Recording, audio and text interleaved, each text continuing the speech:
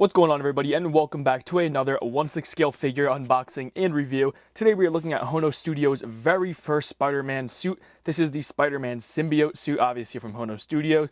This guy retails for less than $200, which is pretty unheard of for a 1/6 scale seamless figure, especially one that is brand named and not a third party. But guys, as usual, you can pick this guy up from toysassemble.com right now. He is at a super good price, and I don't know when this video is going to be up, but you might be able to get the pre-owned one for a lot cheaper of a price.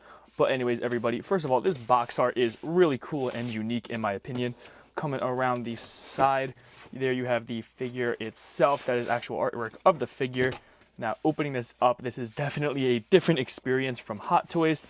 And you can see here the Hono Studios collectibles with a nice little web pattern right there. And if we lift this off, actually, you can come around to this side and see a really cool print that shows pretty much just the instructions. And I wish Hot Toys did this instead of their stupid little paper pamphlet, because I prefer this a lot more. But anyways, everybody, here we have the figure itself in its little clam tray. We can lift that out. And then what else we have in here? This is the backdrop that you put around his display base. And you can actually cut out this Secret Wars looking poster, put in the background, but you can actually use a comic book. And here we have it, everybody. Let's get a nice close look at this. We have a little piece of plastic we don't care about, a little piece of plastic we don't care about, and taking a first look at the figure, everybody. And I kind of like it.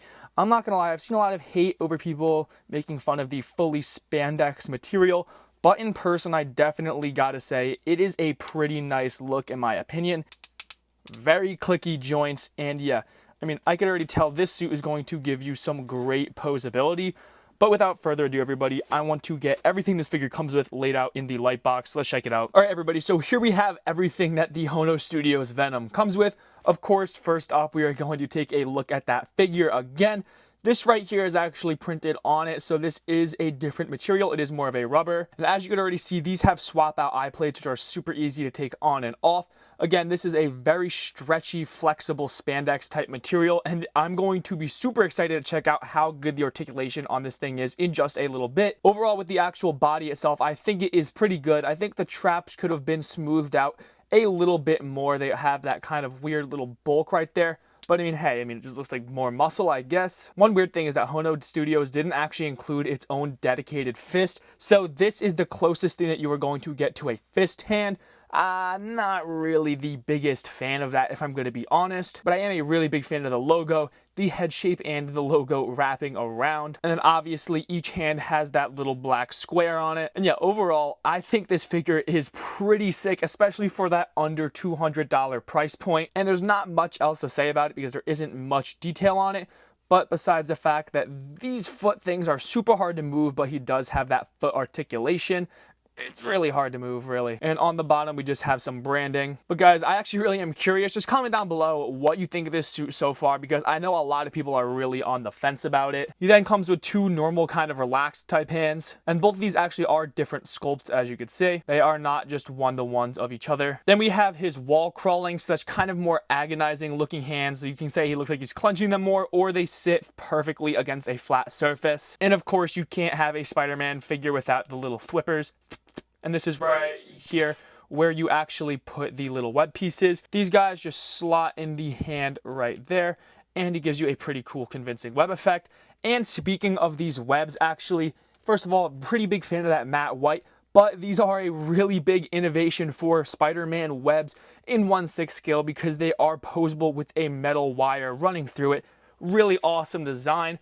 And especially with this big one, yes, this is also bendable. Super awesome that they did this. And I think all future figures with our Spider-Man should include a bendable web, at least one of them. Now onto a more questionable accessory for me. We have his backpack.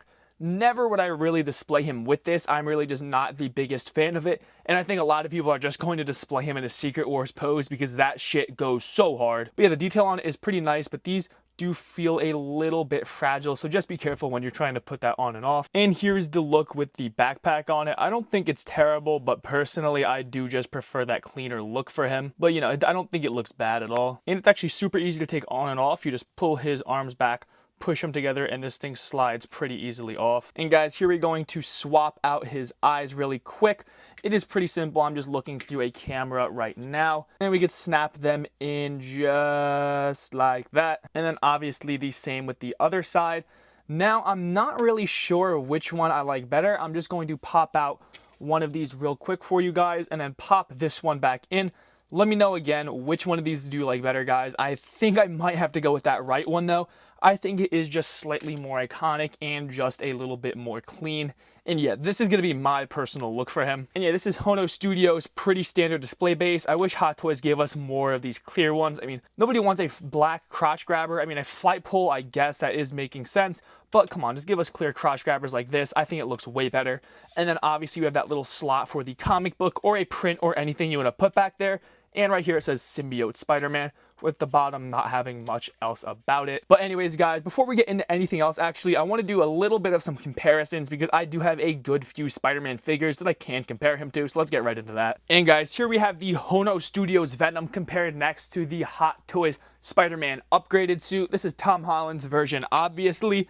I think the Hono Studios one is just slightly taller, definitely a lot bulkier, and personally, I'm not really sure which one of these figures I actually prefer right now. I think I do like that detail on the Tom Holland one just a little bit more. I'm a very big fan of that PlayStation symbiote suit. That thing is amazing and I really do want to pick that up. But I think the scaling here works perfectly. But now guys, let's check him out next to Miles. And then here we have him next to Hot Toys' brand new Miles Morales figure. He is definitely shorter than his brand new Hono Studios symbiote suit. And definitely way smaller in terms of size and just overall scale.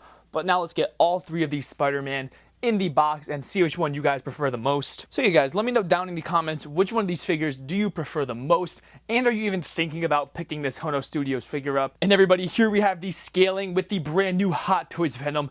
This guy is super hunched over right now. I really can't even try to unpose him. He is a big pain in my ass to put in my actual display case.